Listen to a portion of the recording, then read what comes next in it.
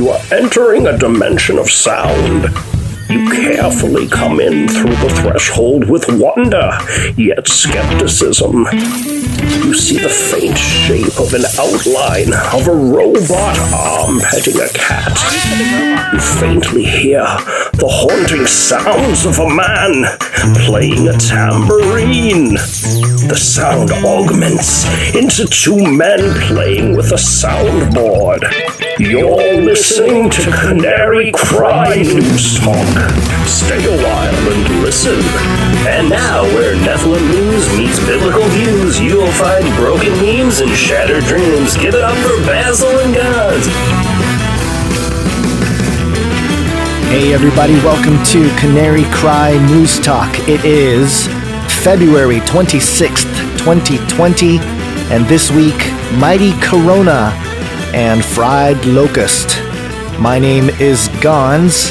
Basil is currently in the midst of the most epic life adventure journey ever, and in fact, our paths will cross if all goes to plan this upcoming weekend for an occasion that we will address sometime in the future. Don't worry, it's a really good thing. It's actually a very wonderful thing with Basil and what he's going through here. So just lay back, relax. This is episode 178. Basil will return, but in the meantime, I'll fly solo here for this episode and the extended report, and we'll just get right to it. We'll start with the Flippy update.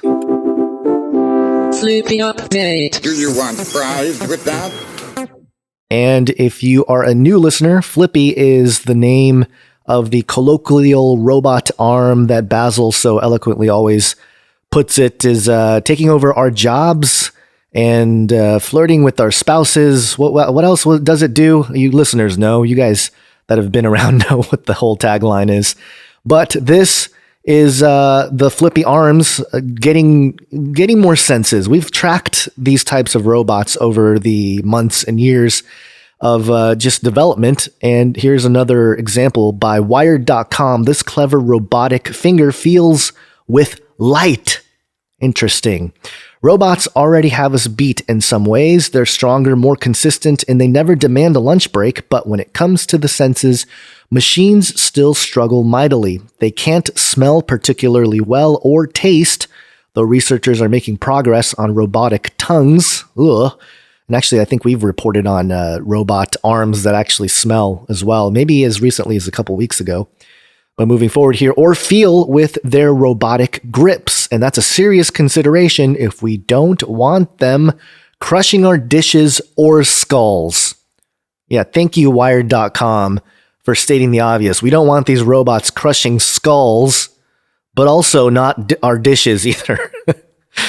All right, interesting. In a lab at Columbia University, engineers have developed a strange yet clever way for robots to feel. Let's call it the finger of light. It's got a 3D printed skeleton embedded with 32 photodiodes and 30 adjacent LEDs, over which is laid a squishy skin of reflective silicone, which keeps the device's own light in and outside light out. When the robot finger touches an object, its soft exterior deforms, and the photodiodes in the skeleton detect changing light levels from the LEDs. This allows the system to determine where contact is being made with the finger and the intensity of that pressure. In other words, if you shook this robot's hand, it wouldn't feel it in a traditional sense. It would see it. Interesting. And this article is fairly long, and it gets into a lot of stuff about this robot finger thing, the ridiculous shaped finger sensor thing that's supposedly has the ability to sense with light. And it goes into machine learning as the main sort of progress being made in the last few years that made this possible. And there's a quote here by one of the people in the articles, quote, "So that's the missing piece," talking about machine learning. "The thing that's really become available to the field really in the last maybe 5 years or so," says C.O. Carley.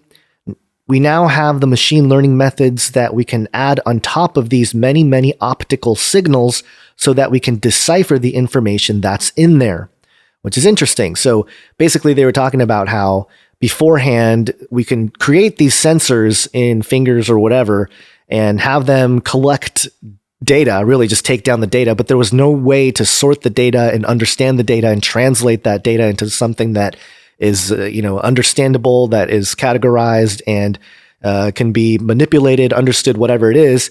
And now with machine learning, it's sort of built itself for us. It sort of figures out how or what it needs to quantify and what categories, what to label them. Obviously, there's human assistance in that, but we're at this point where now a finger that has a kind of a mesh silicon outer lining and the use of light can collect the data and determine how much pressure is being pushed and so forth. The weight of something, all those things that are analytical data, analysis type of stuff is able to process all the real world interactions with this robotic finger.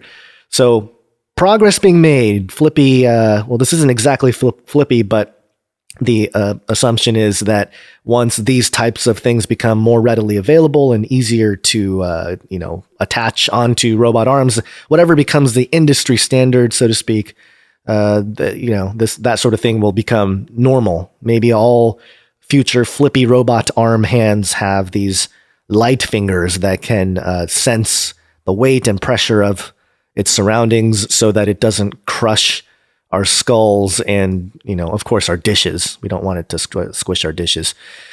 Next up, and I really don't have a coronavirus jingle, although I do have a jingle for vaccines, which I don't know if it really applies per se, so I'm not going to really play it. But this, I thought it was a joke, but apparently this is real. This is KDVR.com. This is a Fox Denver outlet. CDC recommends men shave their beards to protect against coronavirus. And it says face masks and respirators are being used around the world in an effort to combat the massive global spread of the deadly coronavirus. The CDC cautions that facial hair can interfere with those devices. Now, as a male with facial hair, this is of interest to me. I sport a type of beard that I don't really keep in shape, but try to trim every once in a while. So I'm curious, am I more susceptible to the coronavirus because I have a beard? Well, let's find out here. The chart, which is hilarious, and this is why if you have the YouTube channel, go to the YouTube channel because I'm screenshotting this whole recording, and so you'll see on screen, if you're watching this through the YouTube channel, the various okays and not okays for the types of facial hair men should have. And it's hilarious. I can't believe this is real. It actually has the CDC stamp of approval at the bottom and the National Institute for Occupational Safety and Health. They're serious here. They really are wanting to make sure that if you have any kind of facial hair that falls in the category that is not good for preventing coronavirus or catching coronavirus, I guess you can judge them. I don't know. I guess, let's see, some of the ones that are okay, the ones that you can have, a clean shaven look, obviously, the soul patch, which is right under the chin there, side whiskers. So if you have a little bit of a sideburn thing going, you're okay. The pencil look, which is a very thin mustache, that's okay. And this one I thought was pretty creative on the part of the CDC over here. The toothbrush. If you have the toothbrush mustache, you're in the clear. You're okay. But as anyone that can see the toothbrush design, it's the Hitler stash. That's what it is. They've cleverly called it the toothbrush, and it's okay. You will not catch coronavirus if you sport a toothbrush mustache. And there's others, lampshade, Zorro, villain, no good on the Fu Manchu, no good on Van Dyke Imperial, mutton chops, stubble. You can't have stubble. Interesting. Stubble is no good. And again, I invite you to go look at the chart if you are at all curious about yourself or a loved one that may sport some facial hair, make sure that they have a design, a facial facial hair design that falls under the category of a green check mark according to the CDC. Hey, you know what? The walrus is an okay look. So maybe I'll go with the walrus. I'll shave everything off except the stash and let it grow into the walrus design. All right, anyway. Thought it was kind of a fun thing there for coronavirus. Not really anything too serious because, it's just a lot of fear-mongering out there. So I thought I'd just bring a little lightheartedness to it. And I thought it was a joke, but I guess it wasn't. Everything seems like a joke now. You can't tell what's true, what's not, what's parody, what's not. It's all kind of blending into this crazy mess.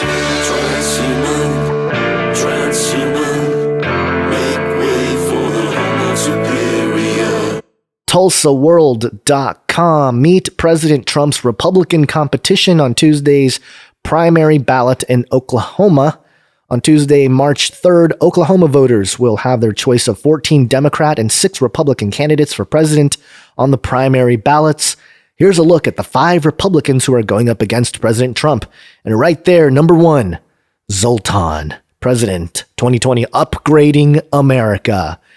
And there's not much on him. There's just a link to his website, the Zoltan2020.com, which we've been tracking Zoltan in his political move to step away from the actual transhumanist party and deciding to run with the Republican Party and basically push the whole transhumanist agenda there, which is an interesting move because, again, we've mentioned it before. He was on a show with Derek Gilbert a while ago on A View from the Bunker. And on the show, he sort of shared or expressed just, his more, I can't remember what it was exactly. I think it was some kind of socialist or fascist type of view or perspective. And it was kind of startling. But in any case, that being said, Zoltan running as a Republican, it's interesting. We've tracked the verbiage change and some of the ways he frames the issues and his policies and things of that nature. So just keeping track of that, keeping an update. But let's move on because we got a lot to get to with this main article here. Welcome to Chinese News! That's our Chinese update. Gotta love it. We always love to go to really, really reliable sources. And that's kind of a joke, but it's not. But at the same time, we go outside the mainstream media headlines and stuff sometimes to pull in stories and discuss them because they're relevant information and relevant things going on. This is breakingisraelnews.com. And the headline, not just coronavirus, China hit with other biblical plagues. Micah's end of days prophecy, says rabbi. And there's a little quote of Ezekiel 30, verse 16. I will set fire to Egypt. Sin shall writhe in anguish, and no shall be torn apart, and Noph shall face adversaries in broad daylight. And that's the Israel Bible. That's probably why I did not recognize the way that was written there. It says here, everyone has heard of the coronavirus, but the truth is that China is in the midst of dealing with a wave of several plagues. Several rabbis see this as a replay of the plagues in Egypt in a pre-messianic manner and place. And it goes into some of the prophecies or the thought here of the rabbis. One particular rabbi, 2 weeks ago, Yosef Pinto, an internationally acclaimed Israeli mystic rabbi who currently lives in Morocco, made a statement about the coronavirus hitting China. The rabbi cited the prophet Ezekiel as his source. And it says here in modern Hebrew, sin is the name for China. And I don't want to necessarily get into the coronavirus thing here because it's kind of obvious. Like, all right, there's stuff happening there that everyone sort of knows and is being bombarded with all that anyway. So I'm just going to move on from that and go into the section labeled Locust. Locusts, plural. The biblical plague that once left Egypt, bereft and barren, is threatening to hit China. East Africa has already been overrun by a swarm of desert locusts, creating famine in regions already living on the edge of starvation. The swarm of locusts is the largest suffered by the region in several decades. A square mile of a swarm can be formed by up to 210 million locusts, which can eat as much food as 90,000 people in a day. Huge swarms are highly mobile, able to travel up to 90 miles a day if wind conditions are in their favor. Scientists blame unusual weather patterns, bringing rains and cyclones that generate intensive breeding cycles. China has a long and bitter history of locust swarms, with more than 840 being recorded in the official records over the past 2,700 years. The Chinese government has tried to dismiss the threat, with Global Times, a governance news service, reporting that, quote, there is little chance of a locust plague expanding in China. The government suggested that concerned farmers should raise ducks and chickens to control any locusts that come their way. To illustrate the point, the Farmland Division of the government released 1,000 duck troops to protect the Xinjiang border. Okay, the government did not mention that the species of locust that is threatening China emits phenylacetonatrite, totally butchering it. Phenylacetonatril, a foul-smelling secretion that is meant to deter predators. Birds typically do not seek them out as a food source. The article also suggested that locusts could be fried and consumed by people, noting that some farmers considered the plague of locusts to actually be a blessing. Oh my gosh, that is the best thing ever. I don't know if the author here realized what was being said here or reported here, but that is fantastic. It's like, oh, don't worry about the locust. Actually, we can fry them and eat them. It's fantastic. Quote, our corn harvest would be reduced for sure, but catching locusts brought me a lot more money, an anonymous villager told the Beijing News. Is this all propaganda? Or in actuality, are they down to eat the fried locust over there in China? And so a big locust swarm is like, hey, time to eat. Locusts are on restaurant menus in many regions in China. Fresh or frozen locusts are priced from 17 to 400 yuan per kilogram, which is about $2.43, depending on different species and characteristics. Oh, how about the ones directly caught out of the plague? You know, just this is a plague locust. You know, fried plague locusts in a batch in a giant bag. Oh my gosh, that's just ridiculous. I think it's hilarious, and you know, maybe there is something biblical going on here with all that, but just the fact that they would even report this, and if there's any truth to it, the thought of these people, you know, the whole world saying, you know, that it's biblical. It's got to be biblical. And, you know, people in China saying, actually, no, eating time. You know, it's just a ridiculous thing. Ridiculous thing we live in. The article goes on. There's a segment called Bubonic Plague, and it talks about doctors preventing or struggling to prevent the bubonic plague from bursting out these last, I guess, few years or so, few months, which I didn't know about. And then it mentions the American swine flu because China is a big pork consumer, and the plagues of Egypt in China. And it says here, according to Jewish tradition, the 10 plagues will reappear before the Messiah. Rabbi Yosef Berger, the rabbi of King David's tomb on Mount Zion, explained this aspect of the messianic process to Breaking Israel News, quoting the prophet Micah, quote, I will show him wondrous deeds as in the days when you sallied forth from the land of Egypt. Micah 7:15. Quote, all of the miracles will reappear, all of the plagues, the entire story, in all its pain and all its glory, Rabbi Berger said. But before the Messiah, more plagues that were not seen in Egypt will appear. This is in preparation for the war of Gog and Magog, in which God will play an active role using the awesome forces of nature as his legions. And he goes on, before he reveals the Messiah, God will show his awesome glory as it has not been seen since the 6 days of creation. We cannot even imagine what will be. Interesting stuff that the rabbi is saying here, a lot of supernaturalism that he is suggesting we are going to witness as part of the coming of the Messiah. For them, for these rabbis, may be the Antichrist according to believers. And that's a very, very contentious point, but we've been talking about it for a few years now, and it seems to be that is in the cards, so to speak, in terms of how things might play out and why prophecy is written in the ways that it is, and why certain early church fathers and the commentary they gave on certain issues regarding the man of sin was labeled as anti-Semitic, and certainly there has been horrible things done because of some of that theology. And so nobody's clean here. No, there's not one righteous. No, not one. So I'm not saying one group is clean and one isn't. It's kind of like, hey, we're all in this, and no matter where you sit in that whole discussion. So it's not really, again, a one's better than the other, but it's a situation where we have to keep an eye on. And it seems like, well, I guess these rabbis have always talked big, but they are considerably talking bigger, it seems, more and more as time goes on. So we just wanted to keep track of that and let you guys know that that's what's happening as well.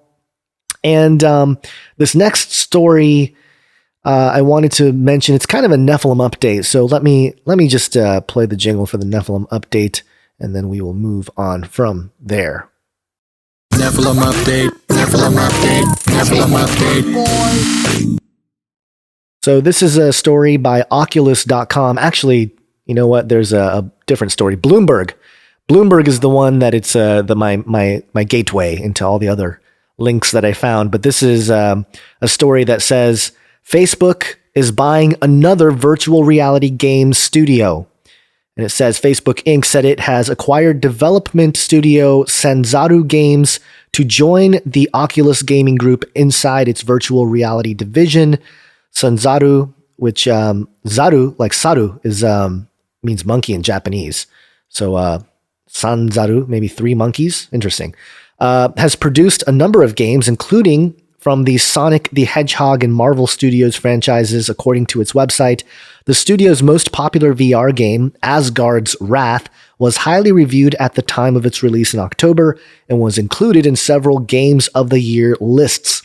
And I wanted to play a little trailer for the actual game, Asgard's Wrath, because it's really interesting who you play. And remember, this is like a virtual reality thing. The visuals, if you're watching the video, you'll see kind of the god hands that you have. You're playing a giant. You're literally playing like a giant Nephilim. And you're basically this god that fights. And I'm just going to play the trailer here.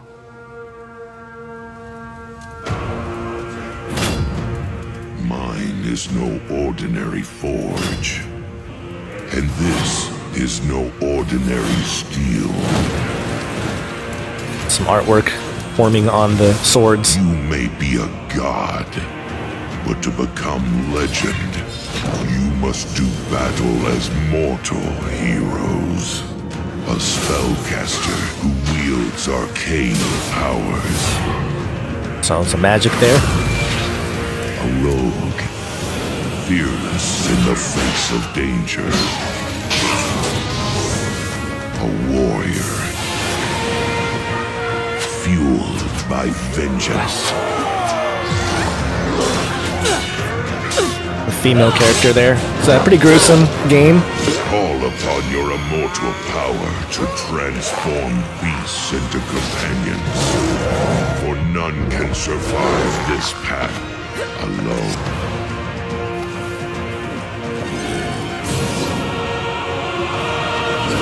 Destiny waits for no one. Not even a god. Answer the call, Asgardian. Eternal glory awaits. So again, this is Asgard's Wrath, and battle as mortals, rise as a god. I mean, if you can't, and again, this is with Oculus. If you don't know what's going on with the propaganda being pushed here for people that are on the bleeding edge of some of these games and some of these platforms, then you're probably not really paying attention, because now that Facebook has this, then it makes sense, right? That they would push this idea of a game, or buy up a company that published a game, the most popular game, about playing a giant Nephilim. You're literally a Nephilim and being touted as gods. It's literally the biblical narrative of the enemies of God and his people. And it's being, and you get to play the enemy, and the enemy is the good guy in these types of platforms and games. So you can tell that they're building the sympathy for the devil, as we always talked about here. So bottom line here with this Nephilim update, again, we're going to rebuke them. I rebuke thee. There you have it. And I'm going to call it an episode. It might be a little bit short, but because I'm running solo and I also have an extended report coming up here, I'm just going to cut it off. But in the meantime, make sure to tell your friends about this podcast, because we're approaching 200 episodes and we're really just bringing you news that you're not going to get anywhere else, and a collection of news through the biblical worldview grounded in scripture, trying to bring you information that's interesting, that's not really related to politics. Although again, we touch on it every once in a while to, just because the topics of transhumanism and technology and science and all these things are starting to trickle into the realm of politics more and more. But in the meantime, one great way to support us is to tell your friends about the podcast, friends and family, introduce them to the show. Here we call it rattling their cage. I want to shake things up, stir up some controversy, rattle a few cages. Hey, stop that! Don't ever silence me. I'm the last angry man, a crusader for the little guy. Leave the bird alone. Never. Rattle a few cages. Rattle a few cages. Look it up. Look it up. Yeah, look it up. Look it up. Canary Cry newstalk.com, or you can go to patreon.com and go to patreon.com/ccnt, and there you can find the extended reports, of which I think we are going into our 115th extended report here. So that's quite a bit of extra stuff that's there in the Canary Cry News Talk Patreon. For this episode, we're going to talk about the 10 technologies for the future, according to Interesting Engineering. The studies being done about the unconscious brain, which I thought was very interesting. And retail madness, according to Forbes, machine learning and more AI and VR, and how it's affecting retail and whatever else happens to come up during that time. So thank you guys for listening to this episode of Canary Cry News Talk. Until next time, think outside the cage.